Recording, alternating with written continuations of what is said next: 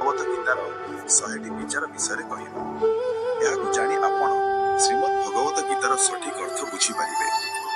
ଆପଣ ଏହି ବିଚାର ଗୁଡ଼ିକୁ ପ୍ରତିଦିନ ରାତିରେ ଶୋଇବା ପୂର୍ବରୁ ଶୁଣନ୍ତୁ। ତେବେ ଆସନ୍ତୁ ଜାଣିବା ଭଗବତ ଗୀତାର 100ଟି ଗୁରୁତ୍ୱପୂର୍ଣ୍ଣ ବିଚାର। ବିଚାରଧାରା। ଶ୍ରୀକୃଷ୍ଣ କୁହନ୍ତି, ଯେପରି ଅନ୍ଧାରରେ ଆଲୋକର ଜ୍ୟୋତି ଚମକେ, ଠିକ୍ ସେହିପରି ସତ୍ୟ ମଧ୍ୟ ଚମକେ। ତେଣୁ ମନୁଷ୍ୟକୁ ସର୍ବଦା ସତ୍ୟର ପଥରେ ଚାଲିବା ଉଚିତ। ମୃତ୍ୟୁ ଏକ ଅଟଳ ସତ୍ୟ, ଯାହାକୁ କେବେ ହେଲେ ବଦଳା ଯାଇପାରିବ ନାହିଁ। ଏହି ସଂସାରର ନିର୍ମାଣ ଦିନଠାରୁ ଜନ୍ମ ମୃତ୍ୟୁର ଚକ୍ର ଚାଲି ଆସୁଛି। ଯେପରି ମନୁଷ୍ୟ ନିଜର ପୁରୁଣା ପୋଷାକ ତ୍ୟାଗ କରି ନୂଆ ପୋଷାକ ପିନ୍ଧେ, ଠିକ୍ ସେହିପରି ଆତ୍ମା ପୁରୁଣା ନିରର୍ଥକ ଶରୀରକୁ ଛାଡ଼ି ଏକ ନୂଆ ଶରୀର ଧାରଣ କରେ। ଏହା ପ୍ରକୃତିର ନିୟମ। ଏହି ସତ୍ୟକୁ ଗ୍ରହଣ କରି ଭୟମୁକ୍ତ ହୋଇ ବର୍ତ୍ତମାନର ବଞ୍ଚିବା ଉଚିତ। ଜ୍ଞାନୀ ବ୍ୟକ୍ତି ନା ମରିଯାଇଥିବା ଲୋକଙ୍କ ପାଇଁ ଶୋକ କରନ୍ତି, ନା ବଞ୍ଚିଥିବା ଲୋକଙ୍କ ପାଇଁ। କାରଣ ସେମାନେ ଜାଣନ୍ତି ଯେ ଯିଏ ମରିଗଲା ସିଏ ପୁଣି ଜନ୍ମ ନେବ ଏବଂ ଯିଏ ବଞ୍ଚିଛି ସିଏ ଦିନେ ନା ଦିନେ ନିଶ୍ଚୟ ମରିବ। କର୍ମ ହିଁ ସବୁଠାରୁ ବଡ଼ ଧର୍ମ। ଭଗବାନ ଶ୍ରୀକୃଷ୍ଣ ଗୀତାରେ ଅର୍ଜୁନଙ୍କୁ ଉପଦେଶ ଦେଇ କୁହନ୍ତି ଯେ ବ୍ୟକ୍ତି କର୍ମ କରିବା ପାଇଁ ହିଁ ଜନ୍ମ ହୋଇଛି ଏବଂ କର୍ମ ନ କରି କେହି ରହିପାରିବେ ନାହିଁ। ମନୁଷ୍ୟକୁ ଫଳାଫଳର ଚିନ୍ତା ନ କରି ନିଜର କର୍ତ୍ତବ୍ୟ ପାଳନ କରିବା ଉଚିତ। କ୍ରୋଧ ମନୁଷ୍ୟକୁ ନର୍କ ଆଡ଼କୁ ନେଇଯାଉଥିବା ଦ୍ୱାର ଅଟେ। କ୍ରୋଧ କରିବା ଦ୍ୱାରା ବ୍ୟକ୍ତିର ମନ ଅଶାନ୍ତ ହୋଇଯାଏ। ସେ ଉତ୍ତେଜନାରେ ଆସି ଅନେକ ଥର ନିଜର ହିଁ କ୍ଷତି କରି ବସେ। ଭଗବାନ ଶ୍ରୀକୃଷ୍ଣ କୁହନ୍ତି, ମନୁଷ୍ୟକୁ କ୍ରୋଧ କରିବାରୁ ବଞ୍ଚିବା ଉଚିତ। ଯେତେ ବି ରାଗ ଆସୁ ନିଜକୁ ଶାନ୍ତ ରଖିବାକୁ ଚେଷ୍ଟା କରନ୍ତୁ। ଏହି ସଂସାରରେ ଆଜି ଯାହା ତୁମର ଅଛି, କାଲି ତାହା ଅନ୍ୟ କାହାର ଥିଲା। ଦିନେ ତାହା ପୁଣି ଅନ୍ୟ କାହାର ହେବ। ତୁମେ ଏଠାକୁ ଖାଲି ହାତରେ ଆସିଥିଲ ଏବଂ ଖାଲି ହାତରେ ହିଁ ଯିବ। ମନ ଉପରେ ନିୟନ୍ତ୍ରଣ ରଖିବା ଜରୁରୀ। ମନୁଷ୍ୟର ମନ ପାବନ ପରି ଚଞ୍ଚଳ। ଏହି ମନ ହିଁ ମନୁଷ୍ୟକୁ କମନା ଓ ବାସନାରେ ଭଟକାଏ। ଯଦି ଜୀବନକୁ ସଫଳ କରିବାକୁ ଅଛି, ତେବେ ମନ ଉପରେ ନିୟନ୍ତ୍ରଣ ରଖିବା ଅତ୍ୟନ୍ତ ଆବଶ୍ୟକ। ମନକୁ ବଶରେ ରଖିବା ଦ୍ୱାରା ମସ୍ତିଷ୍କର ଶକ୍ତି କେନ୍ଦ୍ରିତ ହୁଏ, ଯେଉଁଥିରେ କାର୍ଯ୍ୟରେ ସଫଳତା ମିଳିବା ଆରମ୍ଭ ହୁଏ। ଗୀତା ଅନୁଯାୟୀ ଯେଉଁ ବ୍ୟକ୍ତି ନିଜ ମନ ଉପରେ କାବୁ ପାଇଛି, ସେ ମନରେ ସୃଷ୍ଟି ହେଉଥିବା ଅଯଥା ଚିନ୍ତା ଏବଂ ଇଚ୍ଛାଠାରୁ ମଧ୍ୟ ଦୂରରେ ରହେ। ଏଥିସହ ବ୍ୟକ୍ତି ନିଜର ଲକ୍ଷ୍ୟକୁ ମଧ୍ୟ ସହଜରେ ହାସଲ କରିପାରେ। ଯଦି ମନକୁ ବଶରେ ନ ରଖିବା, ତେବେ ତାହା ତୁମର ସବୁଠାରୁ ବଡ଼ ଶତ୍ରୁ ପାଲଟିଯିବ। ସର୍ବଦା ସନ୍ଦେହ କରୁଥିବା ବ୍ୟକ୍ତି କେବେ ଶାନ୍ତି ପାଇପାରେ ନାହିଁ। ତେଣୁ ସନ୍ଦେହ କରିବାରୁ ବଞ୍ଚନ୍ତୁ।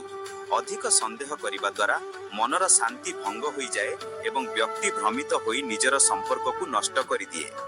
ଶରୀରର ସୁନ୍ଦରତା ମନକୁ ଆକର୍ଷିତ କରେ, ଯେତେବେଳେ କି ସ୍ୱଭାବର ସୁନ୍ଦରତା ହୃଦୟକୁ ଆକର୍ଷିତ କରେ। ସେଥିପାଇଁ ମନୁଷ୍ୟର ସ୍ୱଭାବ ସର୍ବଦା ନିର୍ମଳ ହେବା ଉଚିତ। କିଏ କାନ୍ନା କରୁଛି, କିପରି କରୁଛି ଏବଂ କାହିଁକି କରୁଛି, ଏସବୁଠାରୁ ଆପଣ ଯେତେ ଦୂରରେ ରହିବେ, ସେତେ ଖୁସିରେ ରହିବେ। ଜୀବନରେ ଆମେ କେତେ ଠିକ୍ ଏବଂ କେତେ ଭୁଲ, ତାହା କେବଳ ଦୁଇ ଜଣ ଜାଣନ୍ତି। ଜଣେ ହେଉଛନ୍ତି ପରମାତ୍ମା ଏବଂ ଅନ୍ୟଟି ହେଉଛି ଆମର ଅନ୍ତରାତ୍ମା। ଶ୍ରୀକୃଷ୍ଣ କୁହନ୍ତି, ଯେଉଁ ମନୁଷ୍ୟ ଭିତରେ ଜ୍ଞାନର ଅଭାବ ଏବଂ ଈଶ୍ୱରଙ୍କ ଠାରେ ଶ୍ରଦ୍ଧା ନଥାଏ, ସେହି ମନୁଷ୍ୟ ଜୀବନରେ କେବେ ହେଲେ ଆନନ୍ଦ ଏବଂ ସଫଳତା ପାଇପାରେ ନାହିଁ। ମୋହ ବିନାଶର କାରଣ ହୋଇଥାଏ। ମନୁଷ୍ୟର ଦୁଃଖର ମୂଳ କାରଣ ହେଉଛି ତାର ମୋହ। ସେ ଯେତେ ଅଧିକ ମୋହ କରିବ, ସେତେ ଅଧିକ କଷ୍ଟ ଭୋଗିବ। ଅନୁତାପ ଅତୀତକୁ ବଦଳାଇ ପାରିବ ନାହିଁ ଏବଂ ଚିନ୍ତା ଭବିଷ୍ୟତକୁ ସଜାଡ଼ି ପାରିବ ନାହିଁ। ତେଣୁ ବର୍ତ୍ତମାନର ଆନନ୍ଦ ନେବା ହିଁ ଜୀବନର ପ୍ରକୃତ ସୁଖ। ଶ୍ରୀକୃଷ୍ଣ କୁହନ୍ତି ଯେ ଯିଏ ତୁମକୁ ସାଥ ଦିଏ, ତୁମେ ତାକୁ ସାଥ ଦିଅ ଏବଂ ଯିଏ ତୁମକୁ ଢଙ୍କା ଦିଏ, ତୁମେ ତାକୁ ତ୍ୟାଗ କର। ଯେଉଁ ସ୍ଥାନରେ ଆପଣଙ୍କର ସମାନ ନାହିଁ, ସେଠାକୁ କେବେ ହେଲେ ଯିବା ଉଚିତ ନୁହେଁ, ନଚେତ୍ ଲୋକେ ଆପଣଙ୍କୁ ଦୁର୍ବଳ ଏବଂ ବୋକା ଭାବିବେ। ଯେଉଁଠାରେ ବର୍ଷା ନ ହୁଏ, ସେଠାରେ ଫସଲ ନଷ୍ଟ ହୋଇଯାଏ ଏବଂ ଯେଉଁଠାରେ ସଂସ୍କାର ନଥାଏ, ସେଠାରେ ବଂଶ ନଷ୍ଟ ହୋଇଯାଏ। ଯେଉଁ ଲୋକମାନେ କୁହନ୍ତି, ମୋ ପାଖରେ ସମୟ ନାହିଁ, ପ୍ରକୃତରେ ସେମାନଙ୍କର ଖାସ୍ ସମ୍ପର୍କର ଗଣନାରେ ଆପଣଙ୍କ ନାମ ନଥାଏ। କଥାକୁ ଏତେ ମଧୁର ରଖ ଯେ ଯଦି କେବେ ଫେରାଇ ନେବାକୁ ପଡ଼େ, ତେବେ ତାହା ଆପଣଙ୍କୁ ପିତା ନ ଲାଗୁ।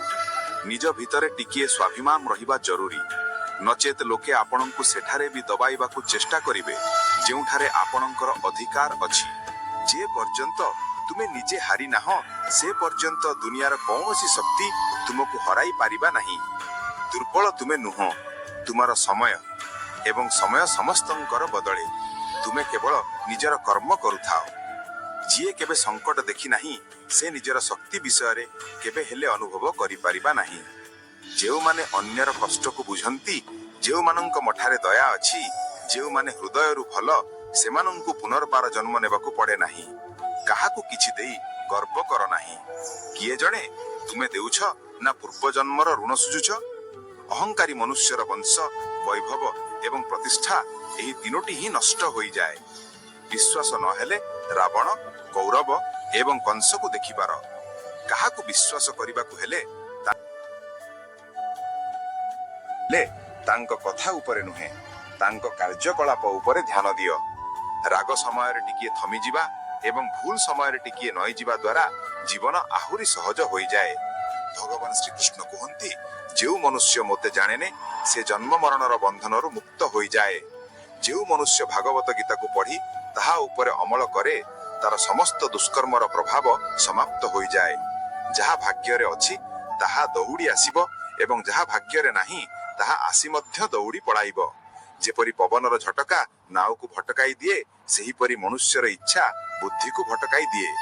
ଯେଉଁ ମନୁଷ୍ୟ ସୁଖ ଓ ଦୁଃଖରେ, ମନ ଓ ଅପମାନରେ ସନ୍ତ ରହେ, ସେହି ମନୁଷ୍ୟ ମୋତେ ଅତି ପ୍ରିୟ ଅଟେ। ଏହି ସଂସାର ମୋହର ହିଁ ମାୟା। ଏହି ସଂସାର ମୋ ଠାରୁ ହିଁ ଉତ୍ପନ୍ନ ହୋଇଛି। ମୁଁ ହିଁ ଏହାର ପାଳନ ପୋଷଣ କରେ ଏବଂ ମୁଁ ହିଁ ଏହି ସୃଷ୍ଟିର ବିନାଶ କରେ। ମୁଁ ଭୂତ, ବର୍ତ୍ତମାନ ଏବଂ ଭବିଷ୍ୟତର ସମସ୍ତ ପ୍ରାଣୀଙ୍କୁ ଜଣେ, କିନ୍ତୁ ବାସ୍ତବରେ ମୋତେ କେହି ଜାଣନ୍ତି ନାହିଁ।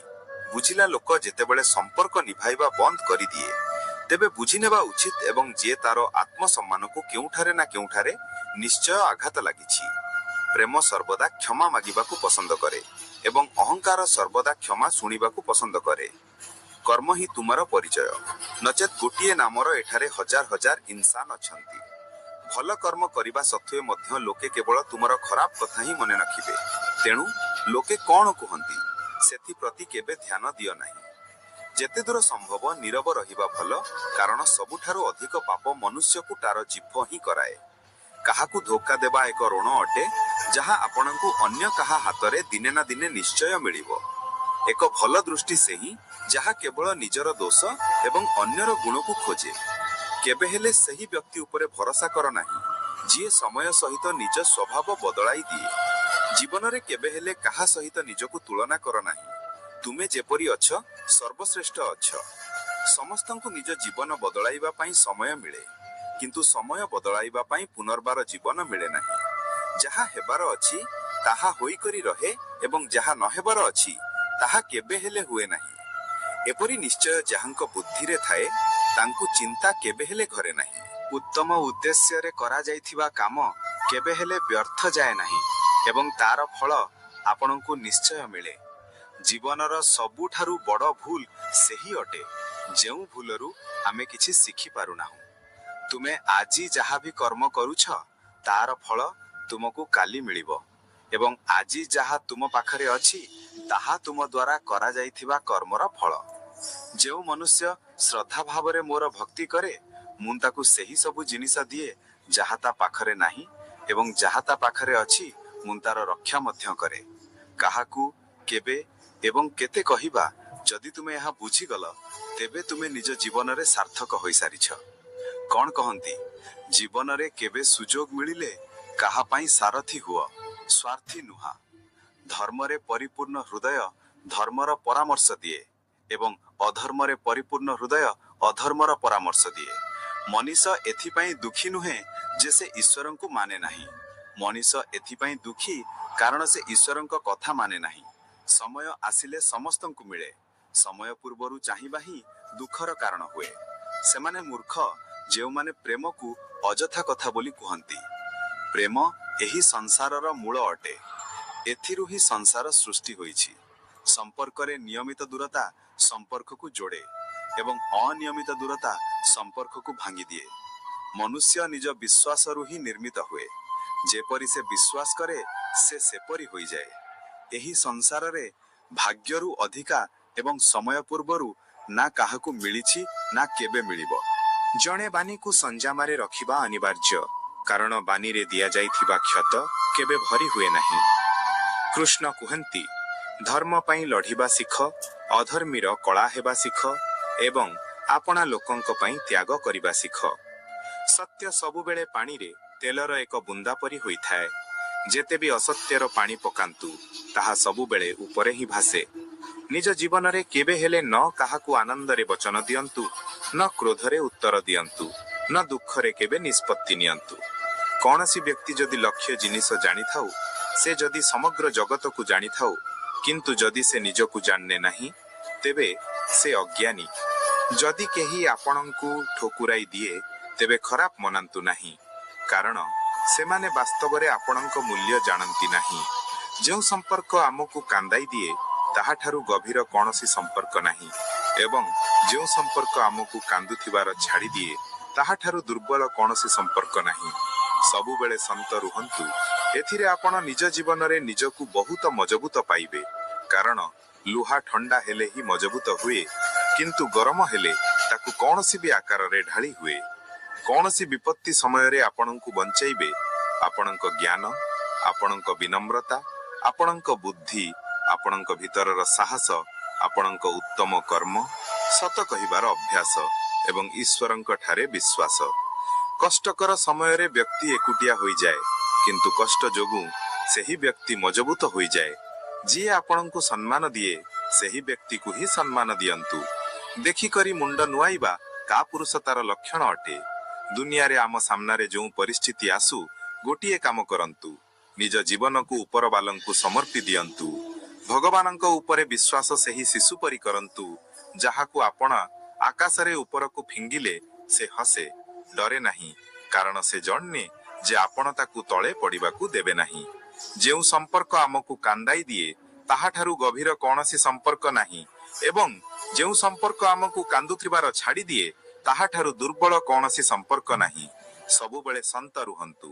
ଏଥିରେ ଆପଣ ନିଜ ଜୀବନରେ ନିଜକୁ ବହୁତ ମଜବୁତ ପାଇବେ, କାରଣ ଲୁହା ଥଣ୍ଡା ହେଲେ ହିଁ ମଜବୁତ ହୁଏ, କିନ୍ତୁ ଗରମ ହେଲେ ତାକୁ କୌଣସି ବି ଆକାରରେ ଢାଳି ହୁଏ। କୌଣସି ବିପତ୍ତି ସମୟରେ ଆପଣଙ୍କୁ ବଞ୍ଚେଇବେ ଆପଣଙ୍କ ଜ୍ଞାନ, ଆପଣଙ୍କ ବିନମ୍ରତା, ଆପଣଙ୍କ ବୁଦ୍ଧି, ଆପଣଙ୍କ ଭିତରର ସାହସ, ଆପଣଙ୍କ ଉତ୍ତମ କର୍ମ, ସତ କହିବାର ଅଭ୍ୟାସ ଏବଂ ଈଶ୍ୱରଙ୍କ ଠାରେ ବିଶ୍ୱାସ। କଷ୍ଟକର ସମୟରେ ବ୍ୟକ୍ତି ଏକୁଟିଆ ହୋଇଯାଏ, କିନ୍ତୁ କଷ୍ଟ ଯୋଗୁଁ ସେହି ବ୍ୟକ୍ତି ମଜବୁତ ହୋଇଯାଏ। ଯିଏ ଆପଣଙ୍କୁ ସମ୍ମାନ ଦିଏ, ସେହି ବ୍ୟକ୍ତିକୁ ହିଁ ସମ୍ମାନ ଦିଅନ୍ତୁ। ଦେଖିକରି ମୁଣ୍ଡ ନୁଆଇବା କାପୁରୁଷତାର ଲକ୍ଷଣ ଅଟେ। କୃଷ୍ଣ କୁହନ୍ତି, ତୁମେମାନେ ଛୋଟ କରୁନାହିଁ। ଯେଉଁଠାରେ ତୁମର ଆପଣା ଲୋକେ ମୁହଁ ଫେରାଇ ନେବେ, ସେଠାରେ ମୁଁ ତୁମର ସାଥ ଦେବି। ତୁମେ କାହା ଆଗରେ ଏତେ ବି ନାଇଁ ଯାଆ ନାହିଁ ଯେ ସିଏ ତୁମକୁ ତଳେ ପଡ଼ିଯାଇଥିବା ଭାବିବାକୁ ଲାଗିବା। ଲୋକମାନେ ତୁମକୁ କଦର ସେତେବେଳେ ହିଁ କରିବେ, ଯେତେବେଳେ ତୁମେ ସେମାନଙ୍କୁ ସେମାନଙ୍କ ପରି ଅଣଦେଖା କରିବା ଶିଖିଯିବ।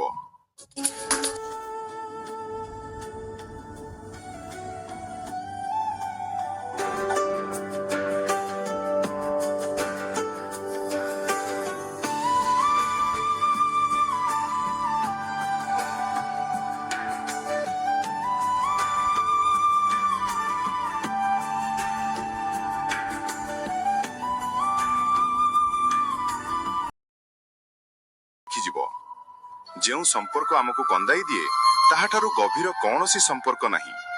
ଯେଉଁ ସମ୍ପର୍କ କାନ୍ଦୁଥିବାର ଛାଡ଼ି ଦିଏ, ତାହାଠାରୁ ଦୁର୍ବଳ କୌଣସି ସମ୍ପର୍କ ନାହିଁ ଏବଂ ଖରାପ ସମୟରେ ମଧ୍ୟ ଯେଉଁ ସମ୍ପର୍କ ନିଭାଏ, ତାହାଠାରୁ ବଡ଼ କୌଣସି ସମ୍ପର୍କ ନାହିଁ।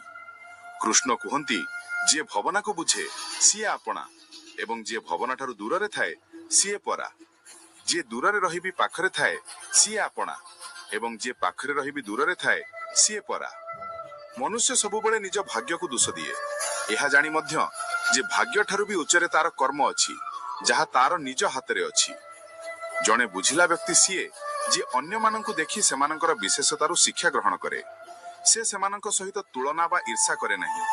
ଏହି ଦୁନିଆରେ କେହି କାହାର ହମଦର୍ଦ ବା ସହାନୁଭୂତିଶୀଳ ନୁହନ୍ତି। ଶବକୁ ଶ୍ମଶାନରେ ରଖି ନିଜ ଲୋକେ ବି ପଚାରନ୍ତି, ଆହୁରି କେତେ ସମୟ ଲାଗିବ? ଦୁଃଖ ଆସିବା ବି ଜରୁରୀ, ତେବେ ହିଁ ଜୀବନ ପୂର୍ଣ୍ଣ ହୁଏ। କେବଳ ଖୁସି ମଣିଷକୁ ମଜବୁତ କରେ ନାହିଁ ଏବଂ ଜୀବନର ଦୁଇଟି ଯାକ ଦିଗ ସହିତ ପରିଚିତ କରାଏ ନାହିଁ।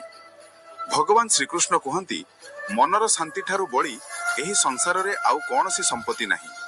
ଯେଉଁ ବ୍ୟକ୍ତି ନିଜ ମନକୁ ଶାନ୍ତ ରଖିବା ଶିଖିଯାଇଛି, ତାହାଠାରୁ ଅଧିକ ଧନୀ ଏହି ସଂସାରରେ ଆଉ କେହି ନାହିଁ। କୃଷ୍ଣ କୁହନ୍ତି, ତୁମେ ମାନେ ଛୋଟ କରୁନାହିଁ। ଯେଉଁଠାରେ ତୁମର ଆପଣା ଲୋକେ ମୁହଁ ଫେରାଇ ନେବେ, ସେଠାରେ ମୁଁ ତୁମର ସାଥ ଦେବି। ତୁମେ କାହା ଆଗରେ ଏତେ ବି ନାଇଁ ଯା ନାହିଁ ଯେ ସିଏ ତୁମକୁ ତଳେ ପଡିଯାଇଥିବା ଭାବିବାକୁ ଲାଗିବା। ଲୋକମାନେ ତୁମକୁ କଦର ସେତେବେଳେ ହିଁ କରିବେ ଯେତେବେଳେ ତୁମେ ସେମାନଙ୍କୁ ସେମାନଙ୍କ ପରି ଅଣଦେଖା କରିବା ଶିଖିଯିବ। ଯେଉଁ ସମ୍ପର୍କ ଆମକୁ କନ୍ଦାଇ ଦିଏ ତାହାଠାରୁ ଗଭୀର କୌଣସି ସମ୍ପର୍କ ନାହିଁ। ଯେଉଁ ସମ୍ପର୍କ କାନ୍ଦୁଥିବାର ଛାଡ଼ି ଦିଏ ତାହାଠାରୁ ଦୁର୍ବଳ କୌଣସି ସମ୍ପର୍କ ନାହିଁ। ଏବଂ ଖରାପ ସମୟରେ ମଧ୍ୟ ଯେଉଁ ସମ୍ପର୍କ ନିଭାଏ ତାହାଠାରୁ ବଡ଼ କୌଣସି ସମ୍ପର୍କ ନାହିଁ। କୃଷ୍ଣ କୁହନ୍ତି, ଯିଏ ଭବନାକୁ ବୁଝେ ସିଏ ଆପଣା, ଏବଂ ଯିଏ ଭବନାଠାରୁ ଦୂରରେ ଥାଏ ସିଏ ପରା। ଯିଏ ଦୂରରେ ରହିବି ପାଖରେ ଥାଏ ସିଏ ଆପଣା, ଏବଂ ଯିଏ ପାଖରେ ରହିବି ଦୂରରେ ଥାଏ ସିଏ ପରା। ମନୁଷ୍ୟ ସବୁବେଳେ ନିଜ ଭାଗ୍ୟକୁ ଦୋଷ ଦିଏ, ଏହା ଜାଣି ମଧ୍ୟ ଯେ ଭାଗ୍ୟଠାରୁ ବି ଉଚ୍ଚରେ ତାର କର୍ମ ଅଛି, ଯାହା ତାର ନିଜ ହାତରେ ଅଛି। ଜଣେ ବୁଝିଲା ବ୍ୟକ୍ତି ସିଏ ଯିଏ ଅନ୍ୟମାନଙ୍କୁ ଦେଖି ସେମାନଙ୍କର ବିଶେଷତାରୁ ଶିକ୍ଷା ଗ୍ରହଣ କରେ। ସେ ସେମାନଙ୍କ ସହିତ ତୁଳନା ବା ଈର୍ଷା କରେ ନାହିଁ। ଏହି ଦୁନିଆରେ କେହି କାହାର ହମଦର୍ଦ ବା ସହାନୁଭୂତିଶୀଳ ନୁହନ୍ତି। ଶବକୁ ଶ୍ମଶାନରେ ରଖି ନିଜ ଲୋକେ ବି ପଚାରନ୍ତି, ଆହୁରି କେତେ ସମୟ ଲାଗିବ? ଦୁଃଖ ଆସିବା ବି ଜରୁରୀ, ତେବେ ହିଁ ଜୀବନ ପୂର୍ଣ୍ଣ ହୁଏ। କେବଳ ଖୁସି ମଣିଷକୁ ମଜବୁତ କରେ ନାହିଁ ଏବଂ ଜୀବନର ଦୁଇଟି ଯାକ ଦିଗ ସହିତ ପରିଚିତ କରାଏ ନାହିଁ। ଭଗବାନ ଶ୍ରୀକୃଷ୍ଣ କୁହନ୍ତି, ମନର ଶାନ୍ତି ଠାରୁ ବଳି ଏହି ସଂସାରରେ ଆଉ କୌଣସି ସମ୍ପତ୍ତି ନାହିଁ। ଯେଉଁ ବ୍ୟକ୍ତି ନିଜ ମନକୁ ଶାନ୍ତ ରଖିବା ଶିଖି ଯାଇଛି ତାଠାରୁ ଅଧିକ ଧନୀ ଏହି ସଂସାରରେ ଆଉ କେହି ନାହିଁ। ସମୟ ମନୁଷ୍ୟର ତିଆରି ରାସ୍ତାରେ ଚଲେ ନାହିଁ। ମନୁଷ୍ୟକୁ ସମୟର ଦେଖାଇଥିବା ରାସ୍ତାରେ ଚାଲିବାକୁ ପଡେ। ଏହାକୁ ହିଁ ନିୟତି କୁହାଯାଏ। ଜୀବନ କଠିନ ସେତେବେଳେ ଲାଗେ ଯେତେବେଳେ ଆମେ ନିଜ ଭିତରେ ପରିବର୍ତ୍ତନ କରିବା ପରିବର୍ତ୍ତେ ପରିସ୍ଥିତିକୁ ବଦଳାଇବାକୁ ଚେଷ୍ଟା କରୁ। ଦୁନିଆରେ କେବଳ ମାତା ଏବଂ ପିତା ହିଁ ଏପରି ମଣିଷ ଯିଏ ଚାହାନ୍ତି ଯେ ଆମର ପିଲାମାନେ ଆମଠାରୁ ବି ଅଧିକ ସଫଳ ହୁଅନ୍ତୁ। ସମୟ, ବନ୍ଧୁ ଏବଂ ସମ୍ପର୍କ ଏଗୁଡ଼ିକ ଏପରି ଜିନିଷ ଯାହା ଆମକୁ ମାଗଣାରେ ମିଳେ। ମାତ୍ର ଏମାନେ ଯେ କେତେ ମୂଲ୍ୟବାନ ତାହା ସେତେବେଳେ ଜଣାପଡ଼େ ଯେତେବେଳେ ଏଗୁଡ଼ିକ କେଉଁଠାରେ ହଜିଯାଆନ୍ତି। ଜୀବନରେ କିଛି କଷ୍ଟ ଏପରି ଥାଏ ଯାହା ଆମକୁ ବଞ୍ଚିବାକୁ ଦିଏ ନାହିଁ ଏବଂ କିଛି କର୍ତ୍ତବ୍ୟ ଏପରି ଥାଏ ଯାହା ଆମକୁ ମରିବାକୁ ଦିଏ ନାହିଁ। ଆପଣ ଯେତେ ବି ଭଲ କର୍ମ କରନ୍ତୁ ନା କାହିଁକି, ଆପଣଙ୍କ ପ୍ରଶଂସା କେବଳ ଶ୍ମଶାନରେ ହିଁ ହେବ। ଯଦି ଆପଣ କାହାକୁ ଥରେ କ୍ଷମା କରନ୍ତି ତେବେ ଆପଣ ବୁଝିଲା ଲୋକ। ଯଦି ଆପଣ ସେହି ବ୍ୟକ୍ତିଙ୍କୁ ଦ୍ୱିତୀୟ ଥର ମଧ୍ୟ କ୍ଷମା କରନ୍ତି ତେବେ ଆପଣ ବହୁତ ନରମ ହୃଦୟର। କିନ୍ତୁ ଯଦି ଆପଣ ସେହି ବ୍ୟକ୍ତିଙ୍କୁ ତୃତୀୟ ଥର ବି କ୍ଷମା କରନ୍ତି ତେବେ ଆପଣ ଦୁନିଆର ସବୁଠାରୁ ବଡ଼ ବୋକା। ଜୀବନର ସବୁଠାରୁ ଦାମୀ ଜିନିଷ ହେଉଛି ଆପଣଙ୍କ ବର୍ତ୍ତମାନ, ଯାହା ଥରେ ଚାଲିଗଲେ ପୁରା ଦୁନିଆର ସମ୍ପତ୍ତି ଦେଇ ମଧ୍ୟ ଆମେ ତାକୁ କିଣିପାରିବା ନାହିଁ। ସଂସାରର ସହଯୋଗରେ ଯେଉଁ ସୁଖ ପ୍ରତୀତ ହୁଏ ସେଥିରେ ଦୁଃଖ ମଧ୍ୟ ମିଶି ରହିଥାଏ। କିନ୍ତୁ ସଂସାରର ବିଚ୍ଛେଦରୁ, ସୁଖ ଦୁଃଖରୁ ଅଖଣ୍ଡ ଆନନ୍ଦ ପ୍ରାପ୍ତ ହୁଏ ଈଶ୍ୱରଙ୍କ ଠାରୁ କିଛି ମାଗିବା ପରେ। ଯଦି ନ ମିଳେ ତେବେ ତାଙ୍କ ଉପରେ ରାଗ କରନ୍ତୁ ନାହିଁ, କାରଣ ଈଶ୍ୱର ତାହା ଦିଅନ୍ତି ନାହିଁ ଯାହା ଆପଣଙ୍କୁ ଭଲ ଲାଗେ, ବରଂ ସିଏ ସେହି ଜିନିଷ ଦିଅନ୍ତି ଯାହା ଆପଣଙ୍କ ପାଇଁ ଭଲ ହୋଇଥାଏ। ଜୀବନରେ ଏପରି ଜଣେ ବ୍ୟକ୍ତିର ଉପସ୍ଥିତି ବହୁତ ଜରୁରୀ ଯାହାଙ୍କୁ ମନର କଥା କହିବା ପାଇଁ ଶବ୍ଦର ଆବଶ୍ୟକତା ପଡେ ନାହିଁ। ବୋଧହୁଏ ତାଙ୍କୁ ହିଁ ପରମାତ୍ମା କୁହାଯାଏ। କୃଷ୍ଣ କୁହନ୍ତି, ଯେଉଁ ବ୍ୟକ୍ତି ମୃତ୍ୟୁ ସମୟରେ ମୋତେ ସ୍ମରଣ କରୁ କରୁ ନିଜ ଶରୀର ତ୍ୟାଗ କରେ ସେ ମୋର ପରମ ଧାମକୁ ପ୍ରାପ୍ତ ହୁଏ। ସମୟ ପରିସ୍ଥିତି ଦେଖି ବଦଳେ ଏବଂ ଆପଣା ଲୋକେ ମୌକା ଦେଖି। ଯେତେବେଳେ ଲୋକେ ଆପଣଙ୍କର ବୁରାଇ ଓ ନିନ୍ଦା କରନ୍ତି ତେବେ ଆପଣ ବ୍ୟସ୍ତ ହୁଅନ୍ତୁ ନାହିଁ, କାରଣ ସେହି ଲୋକେ ଆପଣଙ୍କୁ ମହତ୍ଵ ଦେବାର ଆଉ କୌଣସି ଉପାୟ ଜାଣନ୍ତି ନାହିଁ। ଜାଣିବାର ଶକ୍ତି, ମିଛକୁ ସତରୁ ଅଲଗା କରିପାରୁଥିବା ଯେଉଁ ବିବେକ ବୁଦ୍ଧି ଅଛି ତାହାରି ନାମ ଜ୍ଞାନ। କଣ କୁହନ୍ତି? ମୁଁ ଧରଣୀର ମଧୁର ସୁଗନ୍ଧ ଅଟେ, ମୁଁ ଅଗ୍ନିର ଉଷ୍ମତା ଅଟେ, ମୁଁ ସମସ୍ତ ଜୀବିତ ପ୍ରାଣୀଙ୍କର ଜୀବନ ଏବଂ ସନ୍ନ୍ୟାସୀମାନଙ୍କର ଆତ୍ମସଂଯମ ମଧ୍ୟ ମୁଁ ହିଁ ଅଟେ। ଯେପରି ସମୁଦ୍ରର ଅରପାରି ଯିବା ପାଇଁ ନା ହିଁ ଏକମାତ୍ର ସାଧନ, ଠିକ୍ ସେହିପରି ସ୍ୱର୍ଗ ପାଇଁ ସତ୍ୟ ହିଁ ଏକମାତ୍ର ସିଢ଼ି। ଆମେ ନ କହିଲେ ବି ସିଏ ଶୁଣିନିଏ, ସେଥିପାଇଁ ତାଙ୍କ ନାମ ପରମାତ୍ମା। ସିଏ ନ କହିଲେ ବି ଆମକୁ ଶୁଣାଯାଏ, ଏହାର ନାମ ଶ୍ରଦ୍ଧା। ସମସ୍ତ